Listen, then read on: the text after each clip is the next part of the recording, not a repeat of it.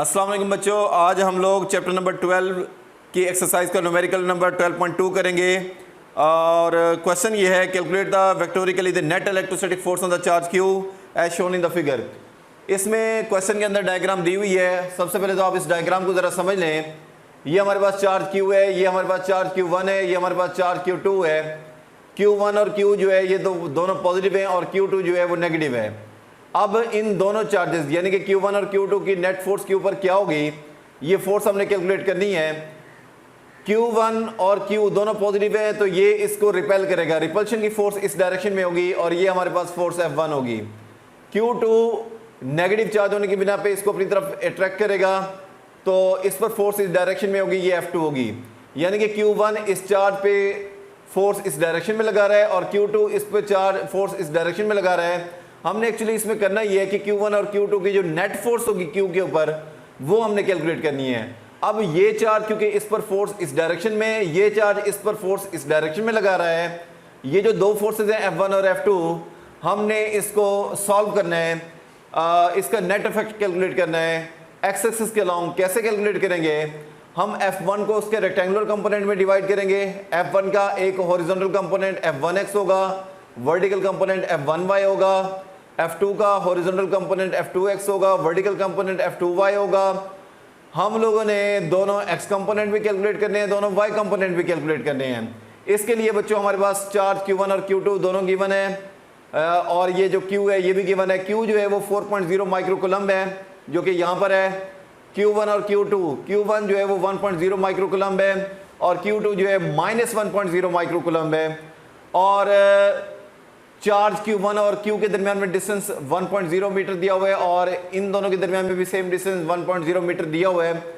और बच्चों सेंटर से लेकर यहाँ तक 0.6 मीटर है, यहाँ से यहाँ तक भी 0.6 मीटर है। ये वाला डिस्टेंस जो है वो 0.8 मीटर है।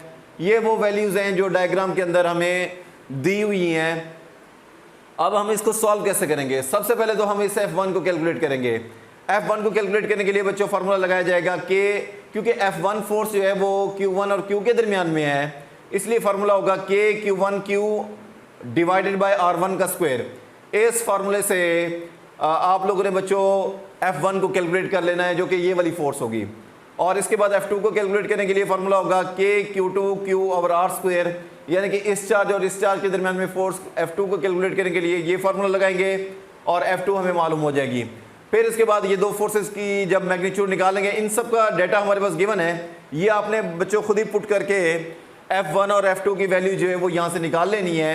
जब वैल्यू निकाल लेंगे फिर इसके बाद आपने एंगल मालूम करना है। एंगल कैसे मालूम करेंगे, थीटा बराबर होता है tan inverse of vertical component divided by horizontal component. तो बच्चों हमारे पास वर्टिकल कंपोनेंट जो है वो 0.8 है, हॉरिजॉन्टल जो है वो 0.6 है। तो 0.8 डिवाइडेड बाय 0.6 अगर आप इसका tan इनवर्स लेंगे तो 53 डिग्री हमारे पास एंगल आ जाएगा। एंगल भी हमें मालूम हो गया। तो बच्चों F1 और F2 ये भी आपने कैलकुलेट कर लेने हैं और एंगल भी यहाँ से ये इस तरह से आपको मिल जाएगा। अब आप लोगों ने दोनों के x और y कंपोनेंट कैसे मालूम करने हैं, तो उसके लिए हमारे पास अब आप देखें, मेरी बात सुने आप, ये जो F1 और F2 है, F1 का x कंपोनेंट भी इस डायरेक्शन में होगा, F2 का x कंपोनेंट भी इस डायरेक्शन में होगा। क्योंकि ये दोनों सेम डायरेक्शन में हो गए, दोनों x कंपोनेंट का जो नेट इफेक्ट होगा वो सिंपली दोनों को ऐड करने से मिलेगा। इसलिए Fx बराबर होगा F1x plus F2x।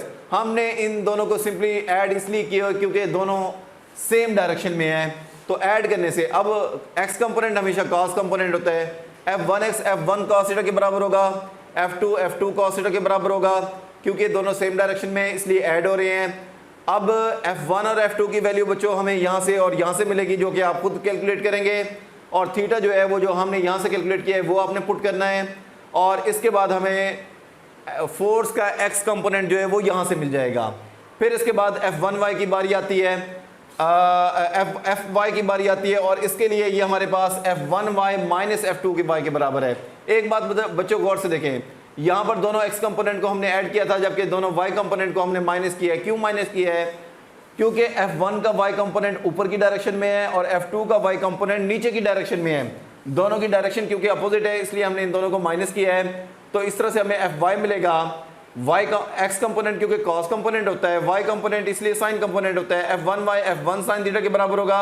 f2y f2 sine theta के बराबर होगा, और माइनस इसलिए आया क्योंकि दोनों y कंपोनेंट अपोजिट हैं। लेकिन x कंपोनेंट के केस में प्लस इसलिए आया था क्योंकि दोनों x कंपोनेंट सेम डायरेक्शन में थे। अब क्योंकि y कंपोनेंट अपोजिट डायरेक्शन में इसलिए माइनस आएगा। आपने ये वैल्यूज इसमें पुट करके f1 और f2 की वैल्यू आपको यहाँ से मिल जाएगी, जो कि आप खुद कैलकुलेट करेंगे। थीटा मैंने आपको बताया कि ये आपके पास 53 डिग्री आ जाएगा, वो आपने यहाँ पर पुट करना है। इस तरह से बच्चों आप लोगों ने फोर्स का y कंपोनेंट जो है वो भी कैलकुलेट कर लेना है। यहाँ से x कंपोनेंट आपको यहाँ से मिल जाएगा, y कंपोनेंट आपको यहाँ से मिल जाएगा। अब आपने ये जो दो वैल्यूज़ x और y कंपोनेंट की आपको यहाँ से मिलेगी फोर्स के, वो आप लोगों ने इस पैथागोरस वाले फार्मूले में पुट करके f कैलकुलेट करना है। तो f बराबर हो जाएगा अंडर रूट में fx का स्क्वायर प्लस fy का स्क्वायर। ये कैलकुलेट करने पे बच्चों आपको ये रिजल्ट मिल जाएगा 0.058 न्यूटन। ये आपने इसकी सारी कैलकुलेशन खुद करनी है, सिर्फ मैंने आपको फार्मूले बता दिए हैं, बाकी आपने कैलकुलेशन खुद कर लेनी है। ये बिल्कुल ईजी है, आप कर लेंगे। अब क्योंकि ये जो फोर्स है नेट फोर्स होगी, ये एक्स एक्सिस के अलॉन्ग होगी, तो एक्स एक्सिस के अलॉन्ग आपको पता है कि यूनिट वेक्टर आई हैड लेते हैं। जो फाइनल रिजल्ट आप लिखेंगे वो 0.058 के साथ आपने आई हैड भी लगाना है। आई हैड आपको पता है कि यूनिट वेक्टर होता है जो कि एक्स एक्सिस के अलॉन्ग होता है, क्योंकि ये वाली दोनों फोर्सेस वाई वाली दोनों फोर्सेस तो कैंसिल हो जाएंगी, सिर्फ एक्स वाली नेट फोर्स बचेगी। तो इसलिए हम लोगों ने जो है ना वो एक्स के along unit vector I had होता है, इसलिए साथ में ये आई हैड लिखा जाएगा क्योंकि नेट फोर्स जो है वो एक्स एक्सिस के अलॉन्ग होगी। तो ये बच्चों इस तरह से न्यूमेरिकल कंप्लीट हो जाएगा। ये आपने कैलकुलेट कर लेना है, तो ये बिल्कुल भी मुश्किल नहीं है, इजी है। जस्ट आपने दो वेक्टर्स को, दो फोर्सेस के जो वेक्टर्स हैं उनको अलजेब्रिकली सॉल्व किया है, उसको ज्योमेट्री उसकी सॉल्व की है, फिर उसको अलजेब्रिकली सॉल्व किया है, तो ये हमारे पास रिजल्ट इस तरह से आ जाएगा। हाँ जी बच्चों, इसके बाद हमारे पास क्वेश्चन नंबर 12.3 है। क्वेश्चन ये है, चार्ज हमारे पास है -8.0 क्रॉस 10⁻⁸ कूलम, ये चार्ज है हमारे पास जो कि गिवन है। और इसके बाद हमारे पास डिस्टेंस भी जो है वो गिवन है ओरिजिन से, वो 2.0 मीटर है। आपने इलेक्ट्रिक फील्ड इंटेंसिटी कैलकुलेट करनी है। इलेक्ट्रिक फील्ड इंटेंसिटी के लिए बच्चों हमारे पास फार्मूला होता है E = k/r² और k हेड। तो ये असल में उन्होंने यहाँ पर मेंशन किया है क्वेश्चन में z एक्सेस के अलॉन्ग। आपको पता होना चाहिए कि x एक्सेस के अलॉन्ग यूनिट वेक्टर आई हैट होता है, y एक्सेस के अलॉन्ग j हैट होता है। तो z एक्सेस के अलॉन्ग क्वेश्चन में क्योंकि मेंशन है कि z एक्सेस के अलॉन्ग है, तो इसलिए हमने यहाँ पर k हैट जो है वो साथ में लिखा है। अब आप k की वैल्यू ना भी गिवन हो, आपको पता होती है k की वैल्यू 9 × 10⁻⁹ न्यूटन मीटर स्क्वायर पर कूलम स्क्वायर होती है। तो k जो है वो बराबर होता है 9 × 10⁻⁹ न्यूटन मीटर स्क्वायर पर कूलम स्क्वायर। ये वैल्यू बच्चों ना भी दी हुई आपको पता होनी चाहिए। चार्ज गिवन है, डिस्टेंस गिवन है, आप ये सारी वैल्यूज कैलकुलेट करनी है और आंसर जो भी आएगा वो साथ में k हैट भी आएगा क्योंकि ये z एक्सेस के अलॉन्ग है। इस तरह से बच्चों आपको इलेक्ट्रिक फील्ड इंटेंसिटी का जो है वो रिजल्ट मिल जाएगा। तो बिल्कुल सिंपल है, k आपको पता होना चाहिए, q और r गिवन है, सिंपली आप इस फार्मूले में पुट करें और इसको कैलकुलेट करें। इसके बाद बच्चों क्वेश्चन नंबर 12.4 है, determine the electric field intensity at a position vector. Position vector हमारे पास गिवन है, वेक्टर r बराबर है 4i hat plus 3j hat, और मीटर में ये है हमारे पास, ये हमारे पास वेक्टर जो है वो मीटर में गिवन है। इसके बाद cause by a point charge हमारे पास गिवन है 5.0 क्रॉस 10⁻⁶ कूलम है और ये ओरिजिन पे रखा गया है। आप लोगों ने यहाँ पर इलेक्ट्रिक फील्ड जो है, इलेक्ट्रिक फील्ड इंटेंसिटी कैलकुलेट करनी है। के का यहाँ पर आपको पता है कि के इलेक्ट्रोस्टैटिक कांस्टेंट है और उसकी वैल्यू 9 × 10⁻⁹ न्यूटन मीटर स्क्वायर पर कूलम स्क्वायर होती है, ये कांस्टेंट वैल्यू है। इसमें सबसे पहले क्योंकि आपको यहाँ पर r की मैग्नीट्यूड चाहिए, तो r की मैग्नीट्यूड के लिए हमारे पास फार्मूला आप अप्लाई करेंगे। इस r की मैग्नीट्यूड कैसे कैलकुलेट करेंगे? r की मैग्नीट्यूड के लिए पैथागोरस थ्योरम का फार्मूला होता है अंडर रूट में rx का स्क्वायर प्लस ry का स्क्वायर। आपने इस फार्मूले से मैग्नीट्यूड सबसे पहले निकालनी है, फिर इसके बाद आपके पास सेम वही फार्मूला जो ऊपर वाले न्यूमेरिकल में फार्मूला हमने यूज़ किया है, E = k/r²। k आपको पता है कांस्टेंट है, q और r गिवन है, आप इसको कैलकुलेट कर लेंगे, ये तो आपको इसके मैग्नीट्यूड मिल जाएगी। अब आपने असल में रिजल्ट लिखना है वेक्टर की फॉर्म में।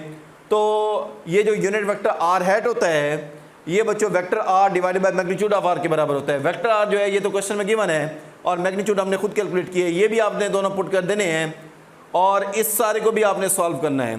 तो फाइनल रिजल्ट जो है वो आ जाएगा 1440 आई हैट प्लस 1080 जे हैट न्यूटन पर कूलम।